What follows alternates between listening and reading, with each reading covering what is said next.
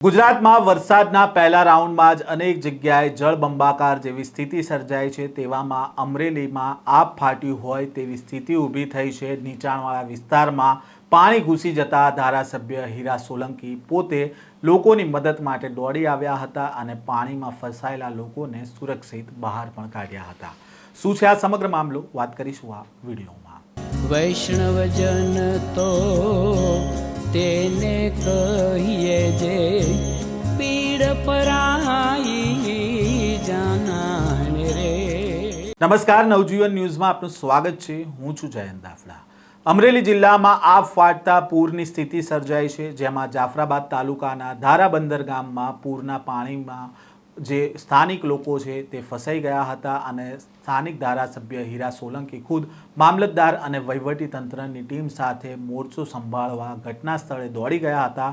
ધારાસભ્યએ પૂરના ધસમસતા પ્રવાહમાં ઉતરીને નીચાણવાળા વિસ્તારમાં ફસાયેલા 50થી વધુ લોકોને સુરક્ષિત રીતે બહાર કાઢી અને સ્થાનિક સરકારી શાળામાં આશ્રય અપાવ્યો હતો, તેમજ લોકોને નીચાણવાળા વિસ્તારમાં ન રહેવા માટે અપીલ પણ કરવામાં આવી હતી। બીજી બાજુ અતિભારે વરસાદને પગલે રાજુલા સાવરકુંડલા મુખ્ય હાઈવે પર થોડી બાયપાસ પાસે નાળાનું કામ ચાલુ રહ્યું હોવાથી ત્યાં મોટા પાયે પાણી ભરાઈ જતા આ માર્ગ છે તે સંપૂર્ણપણે બંધ કરવામાં આવ્યો છે, જેના કારણે પ્રશાસન દ્વારા રાજુલા, અમરેલી અને રાજકોટ તરફ જતા લોકોને હાલ આ રસ્તે ન જવા માટે સૂચના આપવામાં આવી છે। રાજુલા શહેરમાં વહેલી સવારથી 6 વાગ્યાથી લઈને 10 વાગ્યા સુધી દરમિયાન વધુ 2.5 ઇંચ વરસાદ ખાબકતા સ્થિતિ અત્યંત ગંભીર બની છે। શહેરના મુખ્ય બજારોમાં નદીઓ વહેતી થઈ હોય તેવા દ્રશ્ય સર્જાયા છે, જેના કારણે વેપારીઓનો કિંમતી માલ સામાન પલળી જતા મોટું નુકસાન પણ થયું છે। તો બીજી બાજુ આજે ધારાસભ્ય હીરા સોલંકી છે તે પણ જે પાણીમાં ફસાયેલા લોકો હતા તેમની મદદે આવ્યા હતા અને તેમણે આજે વરસાદની સ્થિતિ અત્યારે સર્જાઈ છે તેના કારણે શું અપીલ કરી છે તે પણ સાંભળો। મિત્રો, જય સિયારામ।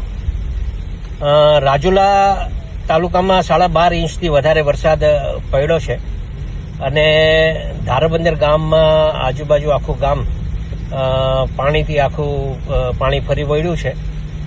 મારી ખાસ આપણા આ મત વિસ્તારના ઘણા બધા લોકોને બહુ સારું તરતા આવડતું હોય છે, તો આવા છોકરાઓની થોડી યાદી બની જાય અને એનો સંપર્ક અમારા સાથે થાય તો કોઈ ગામમાં આપણે મદદરૂપ થવા માટે આપણે જે ટીમ આવવાની હોય એ પહેલાં આપણે કંઈક મદદરૂપ થવા માટે આપ સૌ અમારો સંપર્ક કરો અને જ્યાં જ્યાં જે ગામડાઓમાં મુશ્કેલી હોય એ મુશ્કેલી હેલ્પલાઇન દ્વારા મેં મારા ફેસબુક પર પણ મૂક્યું છે, એટલે એમાં પણ આપ મદદરૂપ થવા માટે આપ અમને જાણ કરો અને જ્યાં જ્યાં મુશ્કેલી હોય ત્યાં અમારા સંપર્ક કરો।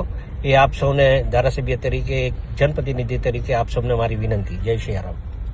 રાજુલા પંથકના ધારાબંદર અને આસપાસના ગામોમાં પાણીમાં ગરકાવ થતા સ્થાનિક ધારાસભ્ય હીરા સોલંકીએ સોશિયલ મીડિયા પર એક વિડીયો જાહેર કર્યો છે અને પંથકના તરવૈયાઓ પાસે તાત્કાલિક મદદ માંગી છે। તેમણે જણાવ્યું છે કે રાજુલા તાલુકામાં 12 ઇંચથી વધુ વરસાદ પડ્યો છે અને આપણા વિસ્તારના ઘણા લોકોને તરતા આવડે છે।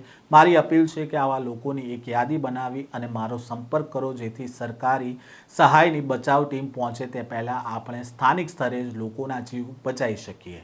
ઉલ્લેખનીય છે કે મુશળધાર વરસાદના કારણે જિલ્લાના જળાશયો પાણીથી ભરાઈ ગયા છે અને ભયજનક આવક થઈ રહી છે। રાજુલાનો આ મુખ્ય ડેમ છે તે ઓવરફ્લો થયો છે અને તંત્રએ તેના 6 દરવાજા છે તે ખોલી નાખ્યા છે અને નદીમાં પાણી છોડવામાં આવ્યું છે। રાજુલાથી ખાંભા જતા મુખ્ય માર્ગો પર અત્યારે વાહનોની કતાર છે અને ડેડાણ પાસે પાણીનો પ્રવાહ ખૂબ વધારે હોવાથી તે ભયજનક રીતે અત્યારે હાઈ એલર્ટ ઉપર છે અને ગમે ત્યારે બંધ થઈ શકે તેમ છે। આ ઉપરાંત ડુંગર ગામ પાસેની નદીના પુલ પરથી પણ પૂરના પાણી વહી રહ્યો હોવાથી વહીવટીતંત્રએ લોકોને ત્યાંથી પસાર ન થવા માટે પણ અપીલ કરી છે અને પાણીના પ્રવાહથી દૂર રહેવા માટે તાકીદ પણ કર્યા છે। ભારે વરસાદની વચ્ચે અમરેલી અને સાવરકુંડલા પંથકના કેરાણા અને હાવડ કોઝવે પર મધ્યરાત્રિએ કાળજુ કંપાવતા દ્રશ્ય પણ જોવા મળ્યા હતા। નદીના ધસમસતા પ્રવાહ વચ્ચે એક ઇકો કાર 7 મુસાફરો સાથે ફસાઈ હતી। ઘટનાની જાણ થતાં અમરેલી ફાયર બ્રિગેડની ટીમ છે ત્યાં એક્શનમાં આવી હતી અને ફાયર ઓફિસરની આગેવાનીમાં પૂરમાં ફસાયેલા લોકોને જીવના જોખમે સતત 3 કલાક સુધી રેસ્ક્યુ કરી અને ભારે જહેમત બાદ તેમને બહાર કાઢવામાં આવ્યા હતા અને 7 લોકોને સુરક્ષિત બહાર કાઢવામાં આવ્યા હતા।